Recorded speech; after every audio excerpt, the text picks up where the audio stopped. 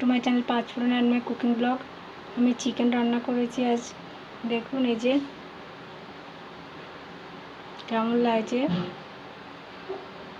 খুব হালকা করে রান্না করেছি, খুব বেশি মশলা দিইনি, খুব সিম্পলের মধ্যে রান্না করেছি। কেমন হয়েছে দেখুন, খেতে খারাপ হয়নি, আমি সব চেক করেছি লবণ টবণ। সবাই এরকম হালকা খাবেন গরমে। ভালো থাকবেন, সুস্থ থাকবেন। সবাইকে অভিনন্দন জানিয়ে ভিডিওটি এখানে শেষ করলাম।